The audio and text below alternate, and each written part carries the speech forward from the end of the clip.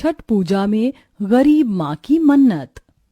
छठ पूजा आने में एक सप्ताह बच गया था। 5-5 बेटियों की गरीब माँ जमुना जल्दी जल्दी बांस की टोकरी सूप बुन रही थी। उसके इस काम में चारों बेटी मधु, धानी, शीतल, रचना मदद करवा रही थी। ये लो माँ, मैंने एक सूप बना दिया। क्या बात है रचना दीदी, हम तीनों अभी पहले वाले सूप बनाने में ही अटकी हुई हैं और तुम दोनों दो दो सूप बना लिया। सूप दौरा बनाने में तुम माँ जितनी माहिर हो। बिल्कुल भी नहीं धानी, चाहकर भी मैं माँ की जितनी मेहनत नहीं कर सकती। आज माँ की बदौलत ही हम 5-5 बेटियां पल बढ़ गईं। दिवाली में उपलों के कंडे दिए बेचकर, होली में रंग बेचना, और सबसे ज्यादा कठिन तो छठ पूजा में व्रत भूखी होने के बावजूद भी माँ कितनी मेहनत से सूप टोकरी बुनती हैं, फिर उन्हें बाजार में ले जाकर बेचती हैं। माँ तुम इतना कैसे कर लेती हो? अपनी गरीब माँ की मेहनत को देखकर सबसे बड़ी बेटी रचना की आंखों में आंसू आ जाते हैं। कहते हैं ना, एक माँ के दुख, दर्द और कष्ट को एक बेटी से बढ़कर और कोई नहीं समझ सकता। जमुना की शादी पवन से हुई थी। हर लड़की की तरह वो भी जब ब्याह रचाकर आई थी तो उसकी आंखों में ढेरों सपने थे, लेकिन उसने पवन के पियक्कड़ स्वभाव को देखने के बाद सारे सपने भुला दिए और गुजरते सालों के साथ उसकी 5 बेटियां हो गईं। 4 बेटियों के बाद काफी साल के लंबे इंतजार के बाद वो एक बेटे की इच्छा में 5वीं बार गर्भवती हुई, लेकिन किस्मत से इस बार भी 5वीं बेटी पैदा हुई। जैसे जैसे वो बड़ी होती गई, कभी चल फिर नहीं सकी। अनुराधा के दोनों पैरों में जान नहीं थी।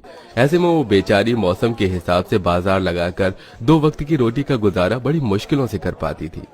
बिटिया, मैं बाजार लगाने जा रही हूँ। टोकरी बनाते बनाते टाइम का पता ही नहीं चला। कितनी देर हो गई है, पता नहीं बाजार में बैठने को जगह मिलेगी कि नहीं। चलो माँ, मैं तुम्हारे साथ चलती हूँ।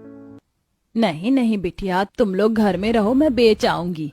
जमुना के मना करने के पीछे जवान बेटियों के लिए एक माँ की चिंता थी। उसके दिल में केवल एक ही इच्छा थी कि उसकी बेटियों को अच्छा घर मिल जाएगा, जिसके लिए पिछले 2 साल से वो महाअखंड छठ पूजा कर रही थी। बांस की टोकरी ले लो, सूप ले लो, बांस की टोकरी और सूप ले लो। बहन जी, ओ बहन जी, छठ पूजा की टोकरी ले लो। सवेरे से बैठी हूँ, अभी तक बोनी भी नहीं हुई। जमुना बाजार में आते जाते लोगों को उम्मीद लगाकर देखती है कि शायद कोई उससे बांस की टोकरी सूप खरीद लेगा, लेकिन लोग उसकी पुरानी फटी मैली सी साड़ी को देखते और आगे बढ़े जा रहे थे। उसकी सूरत पर साफ साफ चिंता दिखाई दे रही थी। हे छठी मैया, अभी तक एक भी टोकरी सूप नहीं बिका। सोचा था इस साल छठ पूजा में अच्छी कमाई कर लूंगी तो रचना के हाथ पीले कर देती। छठी मैया, इस दुखिया गरीब माँ की मन्नत पूरी कर दो। माँ तुम्हारा ही आसरा है मुझको तो।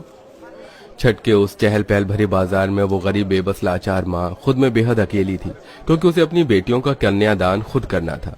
नाते रिश्तेदारों ने उसके गरीब होने के चलते पहले ही रिश्ता तोड़ लिया था। काफी देर हो गई, आज तो कुछ भी नहीं बिका।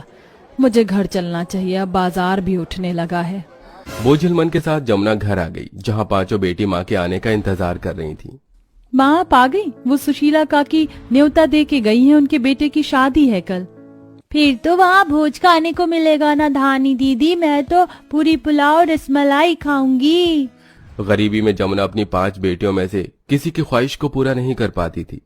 अगले दिन जब वो अपनी 5 बेटियों को लेकर शादी में पहुंची तो लोगों ने उसे बड़े ताने कसे। लो जी, आ गई महारथी माँ। ये जवान जवान बेटियों को घर में बिठा कर रखा है। तुझे क्या इन सब की शादी करने का इरादा नहीं है? जवान लड़कियां सिल्के जैसी होती हैं, समय से उनकी शादी कर देना माँ बाप का धर्म होता है। मगर तूने तो इनको अपने कमाने के लिए मायके में बिठा रखा है। छठी मैया के लिए ऐसा मत बोलो चंपा बहन। भला दुनिया की कौन सी माँ नहीं चाहेगी कि उसकी बेटी का घर संसार बस जाए और वह अपने जीवन में सुखी रहे। रहने दे, तू भी झूठी और तेरे मगरमच्छ के जैसे आंसू भी झूठे। पता नहीं कौन ब्याह करके ले जाएगा इसकी बेटियों को, कहीं जिंदगी भर मायके की रोटी मत तोड़ती रह जाए, या कौन जाने कमवाने के चक्कर में रखा हो माँ ने। बस बहुत हंसी उड़ा लिया आपने हमारी माँ का चंपा काकी। भगवान ने आपको भी 2-2 बेटी दी है। कल को अगर कोई और आपकी बेटियों के लिए ऐसे शब्द बोले तो कैसा लगेगा? जमुना की मंजली बेटी की इस बात पर बौखलाकर चंपा ने चांटा जड़ दिया। बेशर्म कहीं की, मेरी बेटी की बराबरी करने चलनी है। आइंदा मुझसे जबान लड़ाए ना तो बहुत बुरा हाल कर दूंगी। मधु मेरी बच्ची। अरे चंपा, गरीब मसलूब पर क्यों जोर आजमाती हो? ऊपर वाला सब देख रहा है। याद रखना, उसकी लाठी में आवाज नहीं होती।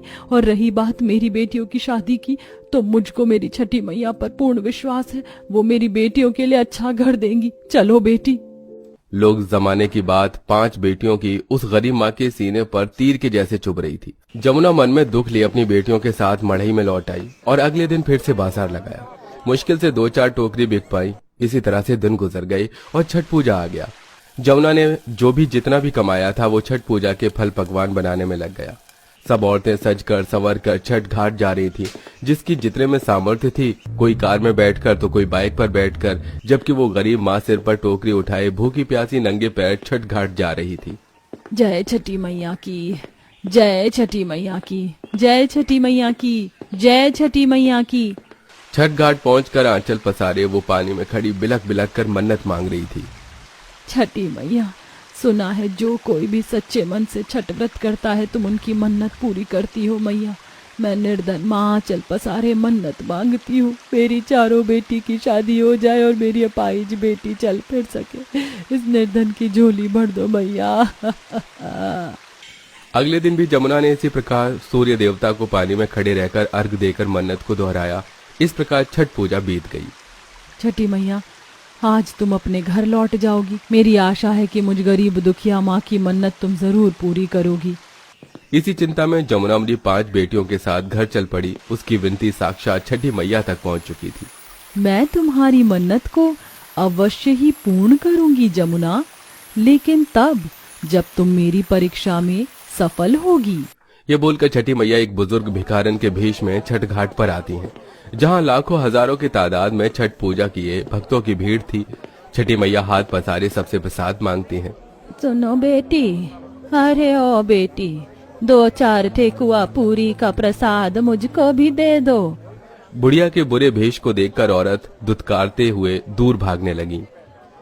अरे ओ बुढ़िया, चल चल भाग, पीछे हट, दूर हो। पता नहीं छठ घाट पर कैसे कैसे भिखारी लोग आ जाते हैं। व्रती औरतों के ऐसे रवैये को देखकर जमुना बुढ़िया के पास आती है और अपनी दौरा में से प्रसाद देती है। अम्मा, ये लो, ये सारे के सारे ठेकुआ पूरी आपके खातिर हैं। बहुत बहुत धन्यवाद बिटिया। छठी मैया तुम्हारे मन की मन्नत को पूर्ण करे। तभी बुढ़िया के रूप में छठी मैया पास आकर अनुराधा के सिर पर हाथ रखकर आशीर्वाद देती है। बेटी, छठी मैया के नाम से तुम आज ही चल फिर सकोगी। जमुना, तुम्हारे दुखों का अंत हुआ, अब तुम्हारी मन्नत पूरी होगी। इतना बोलकर छठी मैया अपने रूप का दर्शन देती हैं और गायब हो जाती हैं। जमुना जल्दी से घर आती है तो देखती है उसका मढ़ई जैसा टूटा फूटा घर महल के जितना बड़ा और आलीशान घर में बदल चुका था और घर में अन्न धन की कोई कमी नहीं थी। उसे उसकी मन्नत का फल मिल चुका था। उसकी आंखों से झरझर आंसू बहने लगे। हे छठी मैया, तुम्हारा लाखों करोड़ों बार धन्यवाद करती हूँ माँ। तुमने मुझ गरीब दुखियारिन माँ का छठ व्रत सफल कर दिया। अब मैं अपनी बेटियों की शादी धूमधाम से कर पाऊंगी। तभी चमत्कार हो गया। अनुराधा, जो कभी अपने पैरों पर खड़ी भी नहीं हो पाई थी, वो उठकर चलने फिरने लगती है। माँ देखो, अनुराधा चलने लगी। माँ मेरे पैर ठीक हो गए, माँ मेरे पैर ठीक हो गए। हाँ हाँ मेरी बच्ची, छठी मैया के पुण्य प्रताप से अब तू चल सकती है। छठ पूजा के उस पावन दिन में उस गरीब माँ की जिंदगी से गरीबी, कष्ट, दुख, दरिद्रता का अंधेरा दूर हुआ और खुशी का उजाला ही उजाला चारों तरफ फैल गया। अंत में जमुना ने बड़े ही धूमधाम से अपनी चारों बेटियों की शादी की और पूरे गांव को भोज खिलाया। ऐसी सुंदर शादी देखकर गांव जमाने वाले दांतों तले उंगलियां दबाते रह गए। कल तक जो उसकी गरीबी का मजाक उड़ाते थे, आज शादी के साथ सजावट और खान पान को देखकर प्रशंसा करते नहीं थक रहे थे। वेल दोस्तों, छठ पूजा 3 दिन क्यों मनाई जाती है? अगर आपको इसका रीजन पता है तो कमेंट बॉक्स में जरूर बताएं।